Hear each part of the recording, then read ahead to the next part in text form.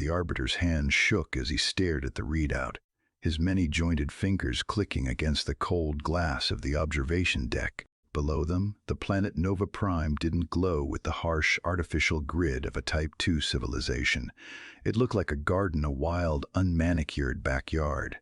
Kalen had come to this backwater system expecting to find smoke, gears, and perhaps a desperate species clinging to the first rungs of the cosmic ladder.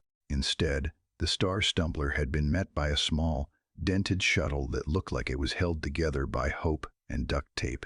Warden Holloway stood beside him, leaning against a railing with the casual posture of a man waiting for a bus.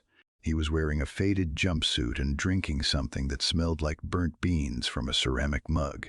"You're telling me," Kalen started, his voice a dry rasp, "that the work signature we detected, the one that bent the light of 3 neighboring suns, that was this?" He pointed a trembling digit at the small humming box sitting on a workbench in the shuttle's bay. Holloway took a slow sip of his coffee. "Oh, that? Yeah, that's Tommy's old science fair project. He's in 8th grade now, so he doesn't really play with it anymore.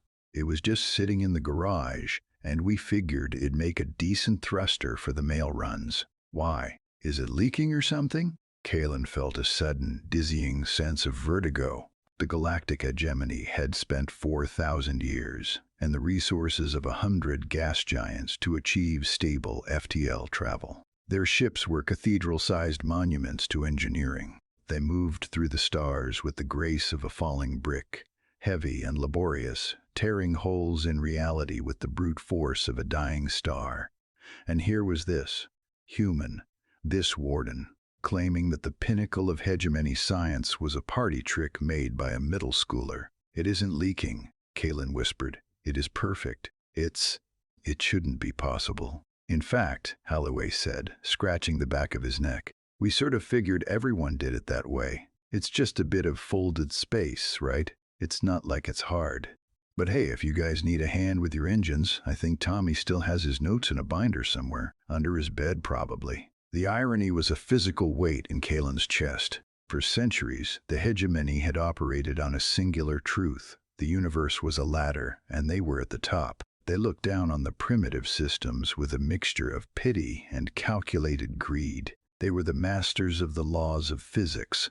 But as he watched a small, unmanned delivery drone zip past the observation window at a speed that defied every known law of inertia, Kalen realized the terrifying reality. To these humans, the laws of physics were more like suggestions. They weren't being arrogant, they weren't hiding their power, they were simply living in a different reality entirely. While the rest of the galaxy was busy trying to sharpen their spears, the humans had accidentally invented the laser and were using it to keep their coffee warm. A sudden chime echoed through the bay. Kalen's tactical display turned a violent, bleeding red. "Warden," Kalen hissed, his professional veneer cracking. "Sensors show a Varkus warfleet jumping into the system. 12 dreadnoughts. They are God-eaters. They don't negotiate. They crack planets for the marrow." Holloway didn't even put down his mug. He just squinted at the horizon. "God-eaters? That's a bit dramatic, isn't it? Truth is, they're probably just lost. We get a lot of tourists this time of year." The Varkus dreadnoughts didn't just arrive. They tore into the system like jagged glass through silk. 12 obsidian monoliths, each a mile long, bristling with graviton cannons that had silenced 1,000 worlds. On the Star Stumbler, alarms screamed in a dissonant, panicked choir. Kalen watched the tactical display as the lead ship charged its primary weapon, a planet cracker, designed to turn the crust of Nova Prime into a molten grave. "Warden," Kalen shouted over the klaxons, "they are locking on. You don't understand. They aren't here for tea. They are waging war on gods who didn't notice they existed." Holloway didn't move. He just squinted at the flickering screen of a nearby tablet, his thumb scrolling through a log of local deliveries. "Ah, here we go. Expected arrival at 1400. Looks like they're right on time, but they've got the wrong landing pad. Truth is, the GPS in this sector is a bit spotty since the boys put up that new satellite." The Varkus flagship fired. A beam of concentrated antimatter, white-hot and screaming with the power to undo matter itself, streaked toward the planet. Kalen closed his eyes, bracing for the psychic shock of a billion souls ending in an instant. It never hit. The small, yellow, automated drone, no larger than a toaster, zipped directly into the path of the beam. It didn't explode. It didn't even slow down. The antimatter wash hit an invisible, localized field around the drone, and simply, the beam entered the space around the little robot and emerged from the other side, redirected with surgical precision back toward the Varkas fleet. The flagship's own shield caught the return fire, rattling the massive ship so hard its stabilizers snapped. "That's a return descender protocol," Holloway explained, finally putting his coffee mug down on a stack of blueprints. "We had a lot of issues with porch pirates and meteor showers, so the local post office updated the drones. Anything that isn't a recognized signature gets sent back to the point of origin as lost mail. It's just polite." On the view screen, the Varkas fleet was in a state of absolute frantic disarray.